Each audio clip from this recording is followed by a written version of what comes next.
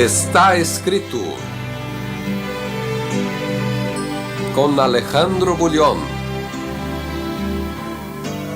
apresentando Cristo vivo como resposta às suas necessidades mais profundas. Hoje, conhecer Jesus é tudo. O texto bíblico para a mensagem de hoje está registrado no Evangelho de São João, capítulo 17, verso 3. Vejamos o que está escrito. E a vida eterna é esta, que te conheçam a ti, o único Deus verdadeiro, e a Jesus Cristo a quem enviaste.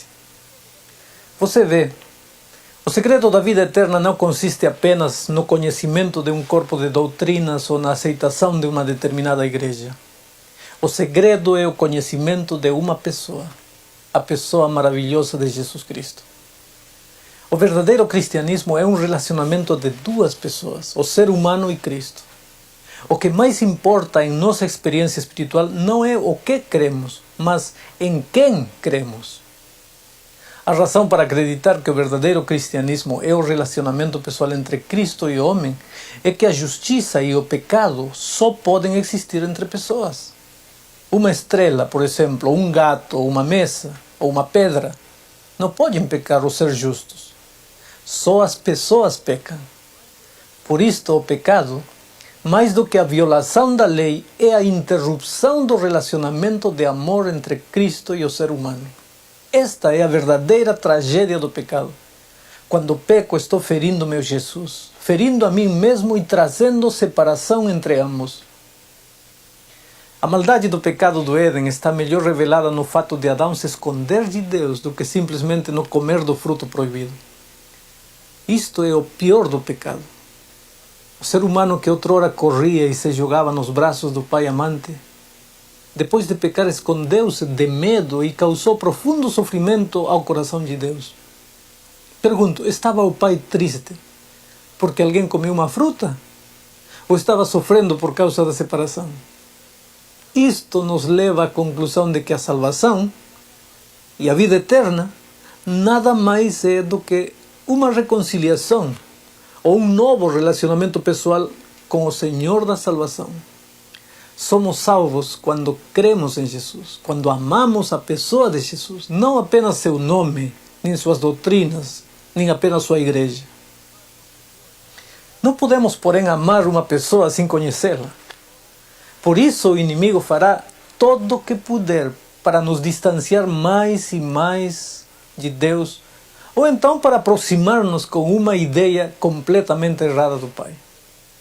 O inimigo não quer que conheçamos Jesus, ou na pior das hipóteses, quer que o conheçamos com a imagem de um Deus tirano, ditador, preocupado mais com suas normas do que com seus filhos. Essa imagem de Deus não inspira amor, inspira medo, não inspira desejo de servi-lo, gera a obrigação de servi-lo. A consequência é uma religião triste, um cristianismo formal, é o medo do castigo que nos leva a obedecer. O inimigo fica feliz com isso, conseguiu o que queria. Se não conseguiu levar-nos longe do Pai, ao menos trouxe-nos para perto dele, pelos motivos errados, pelo medo. Conhecer Jesus é tudo. Sabe por quê?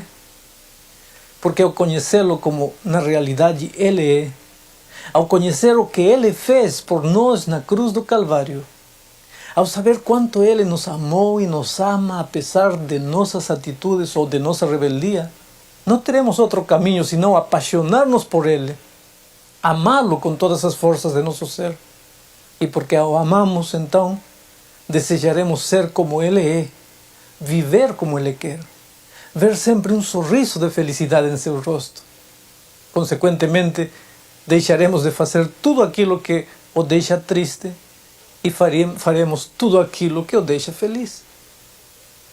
Conhecer Jesus é tudo, porque a salvação não provém do esforço humano. A salvação é um presente de Deus e esse presente é a pessoa de Jesus Cristo. Escuta bem, a salvação não vem de Jesus Cristo. A salvação é Jesus Cristo. Aceitar a salvação é aceitar a Jesus Conhecer a Jesus é ter a salvação e, portanto, ter a vida eterna. Quando João fala de conhecer Jesus, não está falando apenas de um conhecimento teórico. João vivia numa época em que predominava o pensamento helenístico. Os gregos endeusavam o conhecimento teórico. Para um grego dizer que conhecia uma flor, por exemplo, ele ia à biblioteca, estudava tudo que as enciclopédias e livros falassem sobre a flor. Aí dizia, eu conheço a flor. João não. Para João, dizer que conhecia a flor, além de ler o que os livros diziam, era preciso que ele fosse ao campo, que tocasse a flor, que sentisse nas mãos a beleza da flor, que cheirasse a flor, que acariciasse a flor. Então ele podia dizer, conheço a flor. Conhecer para os gregos que viviam no tempo de João era acumular conhecimento teórico. Conhecer para o discípulo amado era uma experiência de vida. O conhecimento teórico pode ajudar enquanto as coisas andam bem. O conhecimento experimental é, por sua vez, a única solução para os momentos de crise. A maioria dos discípulos limitavam-se a ouvir as palavras de Jesus. João ia além, ficava perto do Mestre, reclinava a cabeça no coração de Jesus. Mas a diferença revelou-se quando a crise chegou. Quando os judeus prenderam Jesus e o levaram ao Calvário, todo mundo o abandonou. O único que ficou perto foi aquele que não se contentou com ouvir, nem apenas saber acerca dele, mas que procurou um conhecimento experimental. E a vida eterna é esta, que te conhecem a ti, o único Deus verdadeiro, e a Jesus Cristo a quem enviaste. Simples como uma flor, como uma criança, como um sorriso, como todas as coisas de Deus. Somos os seres humanos que a vezes complicamos as coisas, as tornamos difíceis e lhes roubamos a beleza natural. Pessoalmente, levei anos para entender algo tão simples. A minha experiência cristã quando jovem foi uma experiência asfixiante. Mas Deus me ajudou a descobrir Jesus como uma pessoa e não simplesmente como uma teoria. Corria o ano de 1972. Eu era missionário entre os índios da tribo Campa, na Amazônia de meu país. Esses índios moram nas margens do rio Perenê. Naquela manhã de sexta-feira, saí de casa com o objetivo de visitar uma aldeia de índios localizada a 2 horas de caminho através da floresta. Não soube precisar em que momento perdi a trilha. Esforcei-me para achá-la, mas toda tentativa acabava me desorientando mais e mais. Os minutos e as horas foram passando. E então as nuvens escuras apareceram, anunciando a tormenta. A chuva chegou junto com a noite, implacável. Assentei-me no chão debaixo de uma árvore e vi passar o tempo, rogando a Deus que me ajudasse a sair daquela situação difícil. Não sei quanto tempo fiquei desse jeito, mas quando notei que a chuva tinha diminuído, reiniciei a caminhada em meio à escuridão e ao barro. Estava completamente molhado, cansado, faminto e a esta altura quase desesperado. Você não pode parar, vai ter que continuar, repetia. Você vai conseguir. Daqui a pouco você achará a aldeia, não pode ficar aqui parado. Mas algo me dizia que tudo era inútil. Que o melhor seria ficar ali a esperar a luz do novo dia. Ficar ali, molhado como estava, sozinho. E se alguma fera aparecesse? Era a primeira vez que me acontecia uma coisa assim. Eu não conhecia a selva. Tinha chegado da capital havia poucos meses. Senti que o medo estava tomando conta de mim e corri como um louco, como se alguém estivesse me perseguindo. A chuva molhava meu rosto, dificultando a visão, se é que se podia enxergar alguma coisa naquela escuridão. Foi aí que escorreguei e caí floresta abaixo. 5, 6 metros talvez. Estava cheio de lama. Não existia mais trilha. só a escuridão e a música infernal que a chuva produzia ao entrar em contato com as folhas e o chão. Eu não queria aceitar, mas estava perdido, completamente perdido. Tentei sair do buraco em que me achava. Segurei-me numa planta, mas esta desprendeu-se e tornei a cair na lama. Agarrei-me a um pequeno galho. Uma dor violenta obrigou-me a soltá-la e acabei novamente na lama com a mão cheia de espinhos. Tudo o que fazia era inútil. Meus pés escorregavam na terra molhada e acabava sempre lá embaixo, no buraco e na lama. Fiquei algum tempo meditando em silêncio e descobri a tragédia da minha vida. Olhando para trás, vi que minha vida na igreja tinha sido como aquela noite. A vida toda tentando sair do buraco. A vida toda tentando viver à altura dos elevados princípios de minha igreja, de cumprir os mandamentos e regulamentos e acabando sempre na mesma situação. Eu estava perdido em meio à igreja, com todas as suas doutrinas na cabeça, cumprindo de certo modo todas as normas, mas estava perdido. E o pior de tudo, havia 2 anos que eu era um pastor. Como num filme, minha vida toda começou a desfilar ante meus olhos. No pequeno local onde eu congregava quando era criança, havia um lugar especial em cima do púlpito para os 10 mandamentos, num quadro dourado.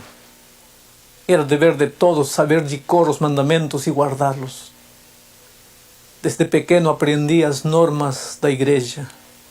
Não pode fazer isto, não pode fazer aquilo, fazer isto está errado, fazer o outro também está errado. Oh Deus, perguntava-me muitas vezes, como é possível viver assim? Em meu coração de adolescente sentia um estranho conflito. Sabia tudo o que devia e tudo o que não devia fazer, mas não conseguia viver à altura dessas normas e isso me tornava infeliz. Só Deus sabe quantas vezes deitei-me na cama sozinho e ruminei meu desespero.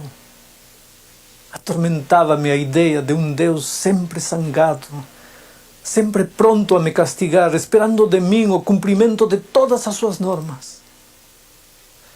Formei-me na faculdade de teologia aos 21 anos, mas em lugar de ser feliz, sentia-me mais angustiado. Deus, o que acontece comigo? Pensava. Por que esta sensação de que sempre estou errado, de que nada está certo? A resposta não vinha, mas o conflito aumentava. Agora, você é um pastor, repetia para mim. Você tem que ser um exemplo para a igreja. Se alguém tem que cumprir todas as normas ao pé da letra, é você. Como foram tristes os primeiros anos de meu ministério. Não que eu fosse um grande pecador. Meus pecados poderiam ser chamados de suportáveis. Eram pequenos erros. Mas eu sabia que para Deus não havia classificação de pecados. E isso me angustiava. O pior de tudo era que eu conhecia a doutrina de Cristo. Sabia de cor todas as doutrinas da igreja. Os mandamentos de cor. Centenas de versos da Bíblia de cor. Pregava de Jesus e voltava para casa sempre com aquela sensação de que alguma coisa estava errada em minha vida. Deitava e levantava cada dia com as normas e os princípios na cabeça. Andava sempre pensando no que devia e no que não devia fazer. A angústia não desaparecia. Deus foi muito bom comigo, porque apesar de tudo, deu-me muitas pessoas para Jesus nesses 2 primeiros anos de ministério. Aquela noite, lá no interior da mata, molhado e cheio de lama, entendi pela primeira vez o que acontecia comigo. Eu estava perdido. Perdido em meio de uma amazônia de doutrinas, normas, leis e teologia. Perdido em meio da igreja. Olhei para um lado. Olhei para outro. Onde estava o Jesus do qual pregava? Estava lá, distante, atrás das nuvens. Na minha cabeça só havia teoria, normas e doutrinas. Tive vontade de chorar como uma criança, porque me sentia sozinho. Eu conhecia um nome, não uma pessoa. Eu conhecia uma igreja e não o maravilhoso Senhor dessa igreja. Eu tinha comigo normas e regulamentos, mas não tinha Jesus. E naquela hora, eu não precisava de normas, não precisava de doutrinas, nem de uma igreja. Naquela hora eu precisava de uma pessoa. Chorei aquela noite a tragédia de ter vivido sempre só, tentando sair do buraco e achar a trilha certa, mas acabando sempre na mesma situação, na lama e na tragédia. A chuva estava passando. Um milagre, disse meu coração. Preciso de um milagre. Só um milagre poderá me tirar de aqui. E comecei a gritar. Comecei a gritar com todas as forças de meu ser. Na selva, quando alguém está perdido, tem que gritar. Se alguém ouvir seu grito, gritará por sua vez. E assim ambos poderão se ajudar. De repente pareceu-me ouvir uma voz distante. Gritei. Minha voz perdeu-se na imensidão da floresta e o vento trouxe-me a resposta. Alguém estava gritando ao longe. Alguém estava lá. Continuei gritando e o grito foi se aproximando, cada vez mais e mais. Pude perceber os passos, depois ver a silhueta de alguém. Ao chegar perto de mim, vi seu rosto. Era um índio. Estendeu-me o braço, segurou a minha mão e puxou-me. Era uma mão forte, cheia de calos. Puxou-me com firmeza até chegar lá em cima. Quem é você? Perguntei. Não respondeu. Como você se chama? Silêncio. De onde você veio? A mesma resposta. Segurou meu braço e começou a caminhar. Seus passos eram firmes.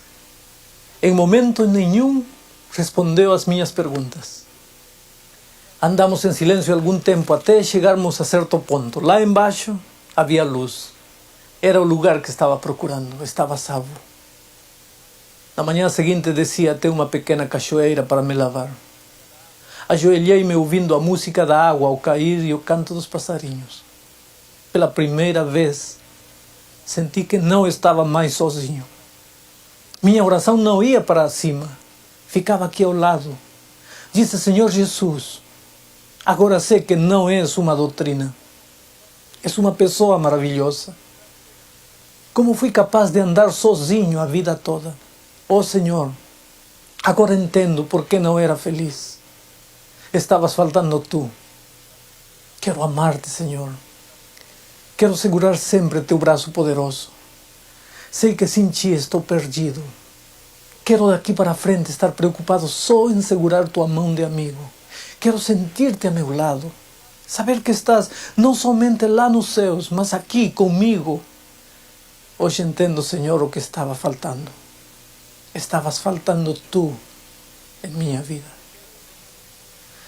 Desde aquele momento, comecei a encarar a vida cristã, não como uma pesada carga de normas e proibições e regulamentos, mas como a maravilhosa experiência de caminhar lado a lado com Jesus.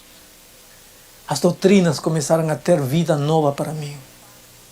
Tudo que antes era opaco e sem cor, começou a adquirir o maravilhoso brilho da felicidade. Aquele índio me ensinou uma lição que precisava aprender. Talvez a maior lição da minha vida. Sozinho, estaria sempre perdido, sempre angustiado, sempre infeliz. Precisava da ajuda de um amigo que conhecesse o caminho melhor do que eu. E achei esse amigo maravilhoso em Jesus. Poderia você abrir o coração a Jesus neste momento? Você não está só. Talvez ao longo dos anos o acompanhou também a sensação de carregar esse vazio interior, apesar de fazer parte de uma igreja cristã. Por quê? Simplesmente porque Jesus nunca passou de ser um nome ou uma doutrina bonita. Mas neste momento, Ele quer tornar-se parte de sua vida. Ele o convida a viver a mais linda experiência de amor. Está você disposto a aceitá-lo? Lembre-se, conhecer Jesus é tudo. É isso que Sonete vai cantar agora. Estou cansada de encontrar as pessoas sem sorrir, caminhando em meio à dor e sem rumo aqui. Vão vivendo sem sentir o amor de Deus. A tristeza e solidão são caminhos seus. Conhecer Jesus é viver o amor. Ele é paz na aflição. Ele é salvação. Conhecer Jesus é viver o amor. Ele é fonte de poder que me faz viver.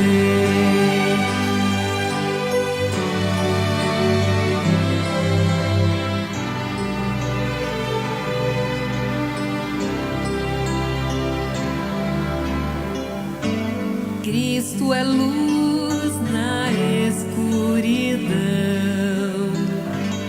deste mundo tão cruel. Ele é paz ao coração e nos mostra o céu.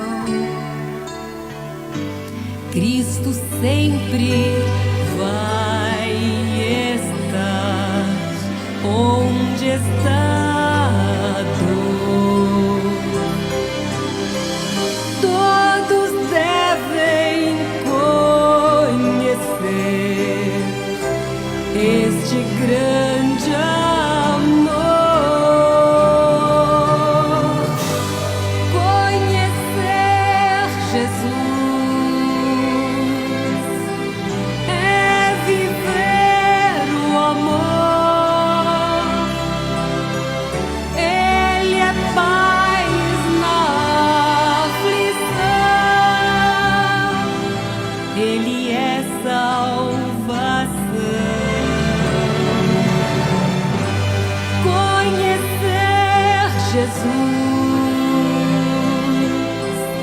é viver o amor.